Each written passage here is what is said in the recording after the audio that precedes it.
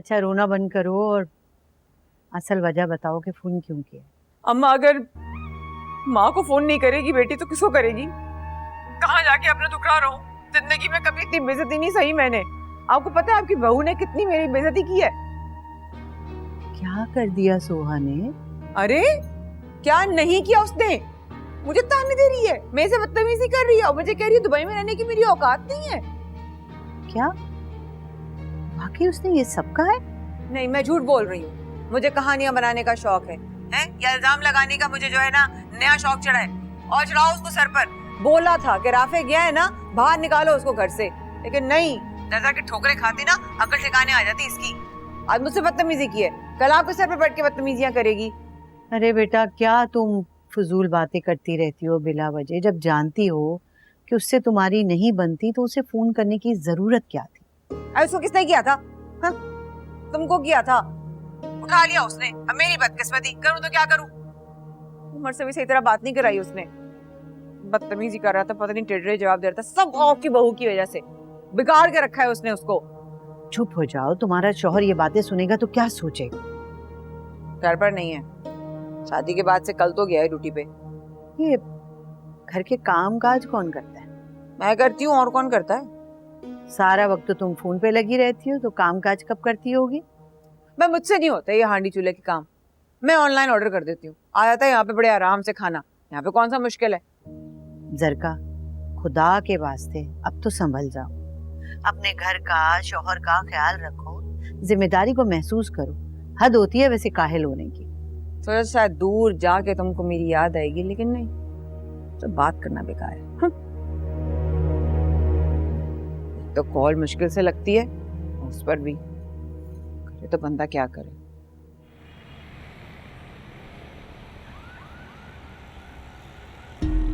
Hi handsome. By the way अभी भी तुम बिल्कुल भी नहीं बदले ना, वही सेम एटीट्यूड, सेम सीरियसनेस और सेम एरोगेंस। चेंज तो तुम भी नहीं हुई, वही गैर जरूरी गुफ्तगू। मेरी इतने अच्छे तरीके से तारीफ करने का बहुत शुक्रिया। वैसे तुम्हें पता है जाविया, जब मैंने तुम्हारी जगह तुम्हारे गार्ड्स को एयरपोर्ट पर देखा तो मेरा तो खून ही खौल गया। लेकिन अब बहुत अच्छा लग रहा है, सारा गुस्सा ठंडा हो गया। हाँ ताहिर, हाँ तुम मेहमानों को लेकर पहुंचो बस होटल में। आई थिंक आधे घंटे में पहुंच जाऊंगा। तुम इतनी खूबसूरत लड़की के साथ बैठ के काम को कैसे प्रायोरिटी दे सकते हो यार? तुम कुछ देर चुप बैठ सकती हो? वैसे एजल से तुम्हारी ब्रेकअप की यही वजह थी ना, तुम्हारा अनरोमांटिक होना। लेकिन तुम मुझे ऐसे भी कहो। अच्छा तुम एक बात तो बताओ, तुम मेरी तरफ देख क्यों नहीं रहे? नहीं तुम्हें ऐसा तो नहीं लगता कि मुझे देखने के बाद तुम्हें मुझसे प्यार हो जाएगा? बकवास। कुछ कहा तुमने? गलत कहा है तुमसे किसी ने कि सिर्फ देखने से मोहब्बत हो जाती है। ट्राई करके देख लो, 2 मिनट में प्यार हो जाता है, लड़का और लड़की दोनों। दिल का रिश्ता है, आंखों से जुड़ता है, ये मेरा मानना है। तुम्हारा क्या ख्याल है? कोई ख्याल नहीं है, क्यों? क्योंकि दिल निकाल कर फेंक चुका हूं। कहाँ फेंका है तुमने अपना दिल? मुझे बता दो, मैं ढूंढ भी लूंगी और संभाल के रखूंगी। तुम जानती हो तुम दर्द सर बनती जा रही हो, इसी वजह से तुम्हें पिक करने नहीं आ रहा था मैं एयरपोर्ट से।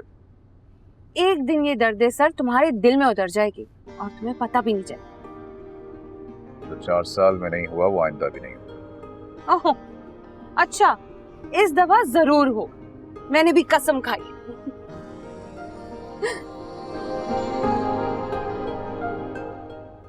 आपका राज खुल चुका है,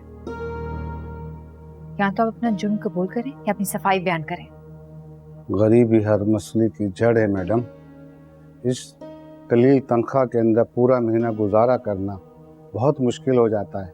खाना पीना, बिजली गैस के बिल, बच्चों की पढ़ाइयाँ और हमारी बीमारी, ये सारे अखराजात महीने भर की तनख्वाह में मैं कहाँ से पूरे करूँ? इस महंगाई में 2 पैसे भी बचाना मुहाल है। तो जहां से आपको रोजी मिल रही है वहां पर आप धोखेबाजी करेंगे? जावियर साहब इतना भरोसा करते हैं आप पर, इतने सालों में कभी हिसाब किताब नहीं लिया। कम से कम उस एतबार का भरम रख लेते आप। मैडम ये बड़े लोग हैं, थोड़े पैसे इधर उधर हो जाएं इन्हें कोई फर्क नहीं पड़ता।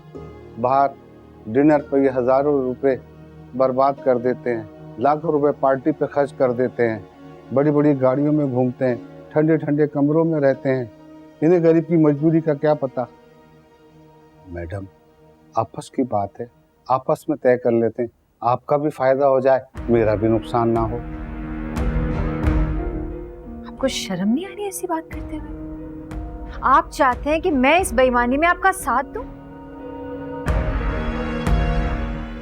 मेरे लिए मेहनत की एक रोटी हराम के पेट भर खाने से बेहतर है। प्लीज याद रखिएगा ये बात, और अपना ईमान थोड़ा तो मजबूत रखें। अल्लाह आपकी कम रोजी में भी बरकत डाल देगा। देखिए, अभी तक जो कुछ भी हुआ उसका जिक्र मैं किसी से नहीं करूंगा, लेकिन आइंदा अगर ऐसी कोई भी हरकत हुई तो नताइज के जिम्मेदार आप खुद होंगे। जावियर साहब से बात करूंगी, वो चाहें तो आपकी तनख्वाह बढ़ा दें, ताकि आइंदा ऐसी कोई हरकत करके आप अपनी जमीर के सामने शर्मिंदा मत हो। प्लीज जाइए यहाँ से।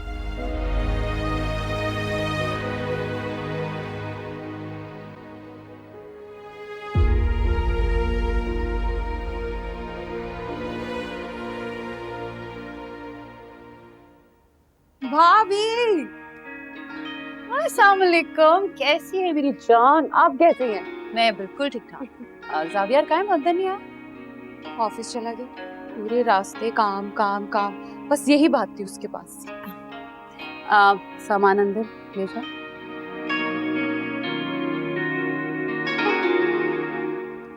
तुम बताओ सफर कैसा?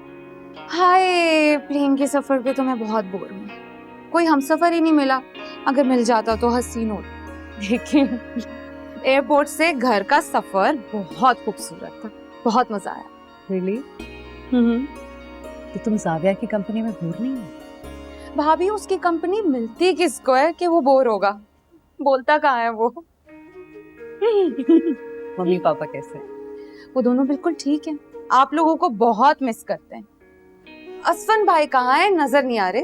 मुझे भी तुमने आके सरप्राइज दिया है ना। मैसेज छोड़ा है मैंने उनके लिए, जैसे देखेंगे आ जाएंगे। ऐसे लगता है इस बार लंबे प्लान के लिए आई। बिल्कुल सही पहचाना। शायद मैं परमानेंटली भी यहाँ रुक सकती हूँ। कोई पसंद तो नहीं आ गया? ऐसा ही कुछ है, बहुत ज्यादा हो गई है। ऐसा है तो हम भी मिलना चाहेंगे। कौन है वो जो हमारी इकलौती नन को पसंद आ गया? आपसे जरूर मिलवाऊंगी मैं उससे। फिलहाल मुझे बहुत ज्यादा भूख लग रही है। प्लीज प्लीज कुछ जल्दी से बना दे। तुम थोड़ा रेस्ट कर लो, मैं अभी आती हूँ। 15 मिनट बाद डाइनिंग टेबल। ओके, ठीक है, जल्दी प्लीज। जल्दी बस। I love you to.